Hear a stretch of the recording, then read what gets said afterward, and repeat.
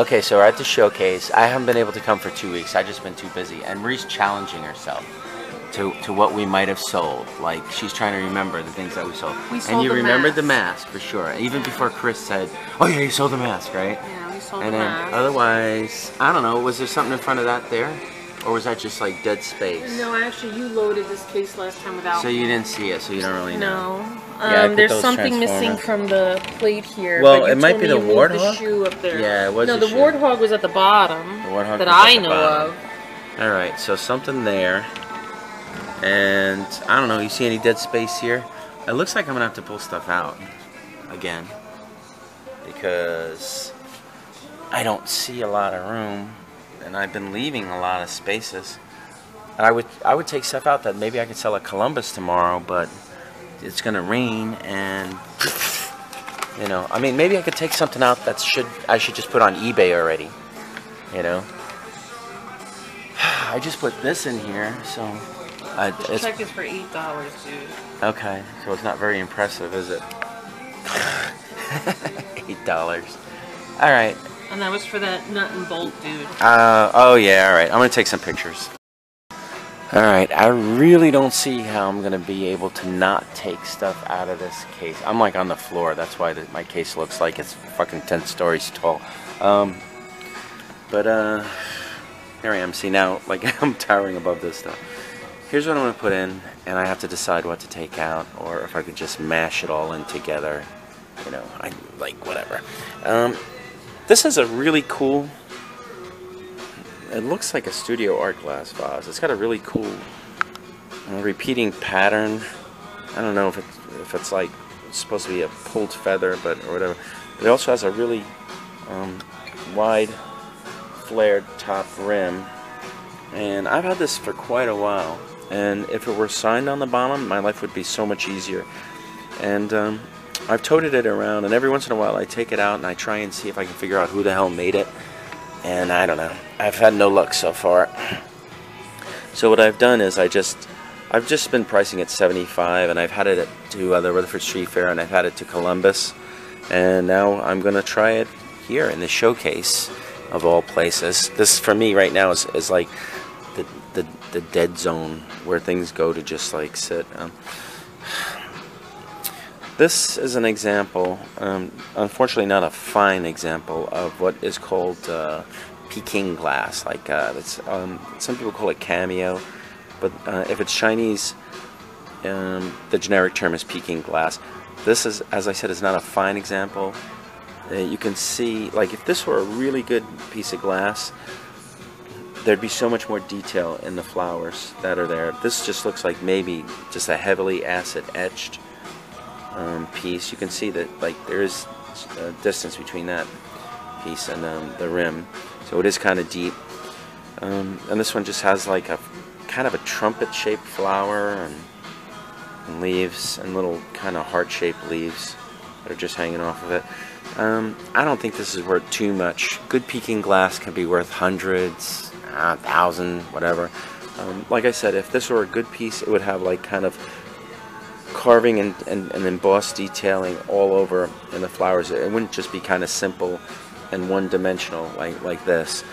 So anyway, I put $60 on this, and we'll see what happens. I've had that around. I had it priced way higher, but I think it's just more, at the time I was inexperienced with that particular type of glass. I didn't know what it should look like. This is pretty cool for you Spidey guys. This is, it's just wall art. It's what they call it, like a face, yeah, it's a wall mask. And it was made by Hamilton Gifts, and it's dated 1990. There's one on eBay. They had it for like $50 with shipping, so like $55, $60. I put $45 on it because I don't care what's the difference, you know. Let somebody call up and make me an offer on this. This is a nice piece of imperial glass, but sort of like not a rare piece or anything like that. This on eBay is like $30 to $40, sometimes $25. So I marked mine $25 for the hell of it. This set, I'll show one. It's kind of a hard to find set. It's a 3-piece fairy lamp, and most time the fairy lamps will have like 2 pieces, but this one has hobnail and kind of a ruffled design, and it's definitely Fenton. I don't think it's an old piece, because if it says Fenton on the bottom, that would make it from the 70s. Yeah, it says Fenton right on the bottom, so it's not that old. Post 70s. But I believe this piece is probably worth 75 bucks. And since I have 2 of them, I have a set, I decided to mark them as 100. This is the kind of thing I'll take to the Rutherford Street Fair, and eventually, if it doesn't sell here, it will wind up on eBay in the Let It Sit shelf at home.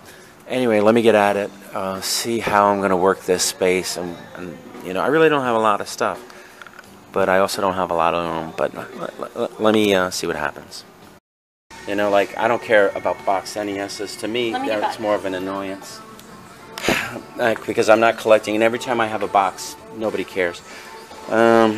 Fiesta. I took this out. I'm going to take these to Columbus tomorrow. I could probably sell this for like 40 bucks at least at Columbus, and then who cares? It's actually working. Maybe I'll try and get at least 50 is what I'd like. And I bought a replacement door on the bottom, so it's not just loose batteries, which looks like crud. I have 50 bucks on it here. And I took this. This is stupid. I just put this in because I was hoping somebody would buy it for a few dollars. I've only had it for like, I think all my life. I was probably born with it or something. Anyway, here's, I just moved everything around. You know, we moved to here, to here, to there. But that's new that I put in. This is new. That's new, and that's almost everything that's new. I probably could squeeze things in around a little bit, but I've been here too long, and I just don't care. I got stuff to do today. I'm meeting AJ. We're going to Columbus like fools tomorrow because of the rain. But whatever. This is the second shelf. I don't know. I shifted things around. There's the other thing that I added. And this shelf, I don't think I messed with the shelf too much. Marie put the shoe back down there. She likes it on that shelf. This shelf there, I moved things around. I moved that wood thing from all the way up there to down there. And other than that, I don't know. And then on the bottom shelves, I just moved the red vase that was all the way to the top down here. And I just moved things around. All right, that's my case. Let me take some more pictures.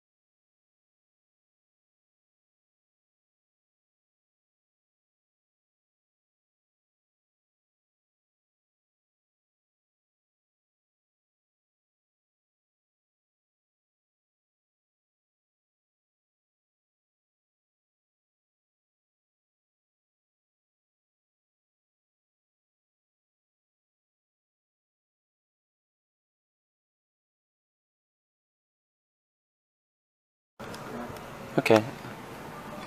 Just got these in. A new Super Nintendo box set. Price not. Oh, well, how long? That's okay. I don't mind.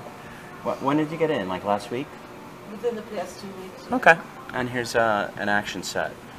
I'll post a number for the place if you want to call. You can check.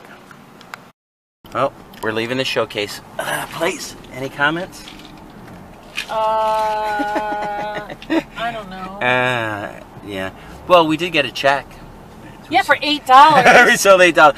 But the other thing is, I sold that mask, and that was full price. I don't remember what I had on it, but I think I put 100 on it. Yeah, you had. I think you had over 100 on it. Oh.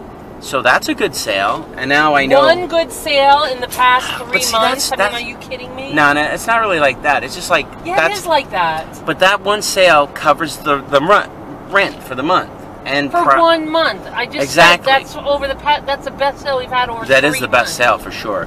But I mean, so that means Our check for the last 2 weeks is $8, Anthony. $8. I can't even buy you and me a $5 footlong. I could buy a $5. If you were like, I'm really hungry, I want my own $5 footlong, I'd be like, no. You can only have half of mine. Because how much is the meal, right? A $5 footlong isn't the meal. It's just a sandwich, right? Look at this fucking bus. Did you see that?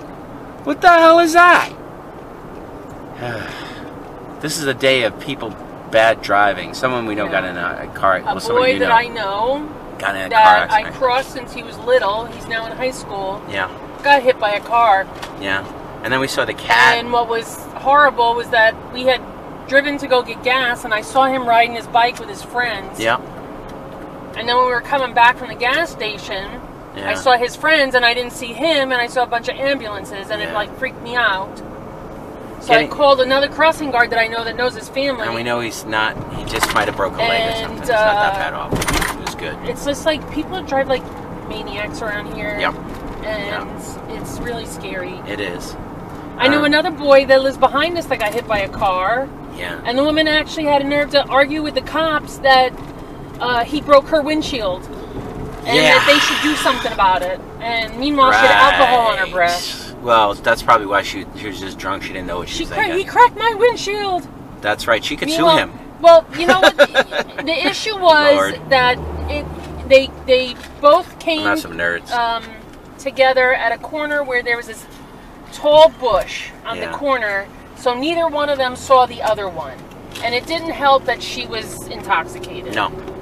So kid, they don't check where we live. She hit him so hard though that he slid over her. There's so many cars, you're bound to get run over at least once or twice. Don't say that. I'm a crossing guard. I have yet to get hit over 11 or 12 years. You almost got hit a bunch of times. Well, yeah, the other day I almost got hit. Marie's pretty agile. She just jumps out of the way all the time. One of the fathers screamed, so I got out of the way. Yeah. But this idiot lady. I work at a T intersection with only a stop sign. But because we're in Fort Lee and everybody comes through our town to go to the bridge, they drive stupid. And what happened was I stopped the cars on my street and my partner stopped the cars across her street to let kids cross. So some woman had no patience. She jumped the yellow line, came down the wrong side of the street, which made it that I didn't see her. Yep. And she was going to fly around the corner into me, but one of the fathers yelled. Yeah, it's just... and I was able to get out of the way and scream at her. Like how they get mad at you for them almost running you over. Well, usually they do. But this one didn't get mad. She knew what she did was stupid. Wow. And she Somebody just with kept a conscience. apologizing. And I'm like, don't ever do that again.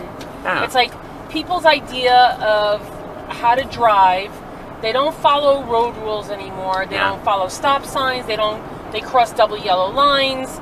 They park by fire hydrants. It's just like there's no rules anymore. Yeah.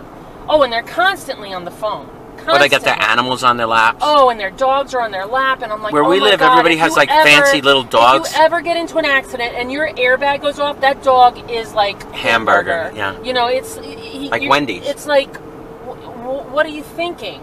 No, they literally... And plus, what if the dog gets you somewhere where it makes you jump and you hit the gas instead of the brake? Or serious. It's like, I just don't understand what people... You know, it's bad enough I see them on their phone, they're doing their makeup, they're eating a roll and have a coffee and a cigarette and no hands are on the wheel. And it's like, it just boggles my mind. It boggles my mind. Yeah. Bad drivers are very important, a very touchy subject with Marie because she's a crossing guard. But getting back to how bad the case is, It's like, I'd almost rather throw myself in front of a bus sometime. I'm going to Columbus tomorrow, in case anybody cares. I'm not even going to put this up tonight. It takes too long to edit this one because I got to do the pictures and shit. So I'll put it up after I go to Columbus. But, yeah. So, anyway, at least when while we were there was like nobody there. There was only like 2 kids. Did you see? Buying a Pops. Is that what they were doing? The 2 kids were buying Pops? Buying a Funko Pop. So, kids, if you want to go there and buy Funko Pops, they got those. They have some really cool, I have to say, they have some really cool, like, Marvel figures. And, yeah, they do. And horror movie figures, like, really big. I've shown them. They have some cool stuff there. So it's not a collector place just for people that are into antiques. No. We haven't gone upstairs in, like, forever. It's for a younger generation also, because they have figures. I saw Ghostbuster figures in there. Yeah. I saw G.I. Joe figures. They have a lot of that's what makes me crazy about the place. It's like I go through these extremes where I'm like, nothing sells for like what, because I didn't go there in 2 weeks, right? And I go there and I automatically go like, well, there's a couple of spots, but most of my stuff is very inexpensive there. I got like $10, so I need to see like a lot of stuff gone to make money. But like selling something for $100, that means I'm like, okay, I won't owe them money on the rent, so it's just I'm not going backwards. I'm not making any money on the stuff that I'm putting in there. But it's like, what are they buying? You know, I don't want to put Funko Pops in there. I don't want to start buying Funko Pops just so I can sell them there. You know, I want to sell. You want to do that anyway because there's too many people selling there. Oh, I don't like. I think that's the guy that owns the place, though. Yeah, it is. All the toys and everything. Yeah. Most of the toys, except for Lou. Lou has toys too. But there's records. There's knives. Yeah, there was one guy looking at records while we were there. Yeah, I've seen that guy at the flea market. Yeah. Yeah. Well, Lou says that they make him price because of John's there too. They make them sell all records at $10, 3 for $25. You know. So really? How can they make you do? He says he's not allowed to sell them for less. He says any record he puts in there, and he's like, some of the records aren't worth that much. He wants to put them in for less, but they won't let him. You know, so that's probably because of John. I mean, honestly, he shouldn't be putting like $2 records in there anyway, because it does cheapen the place or whatever. You know, go to a thrift store if you want a $2. Go to a flea market if you want a $2 or $3 record. You know, you should be putting better stuff in there anyway. But whatever. I don't know. Anything else to add about that place? I don't know. Okay, we don't know. It sucks. Yeah. Well, it's not good. For sure. But all right, we're heading home. So whatever. That's us talking about the place and unsafe drivers, which we have a lot of where we are now. I'm surprised there haven't been like 2 or 3 accidents while we're driving around. Everybody just drives like maniacs. But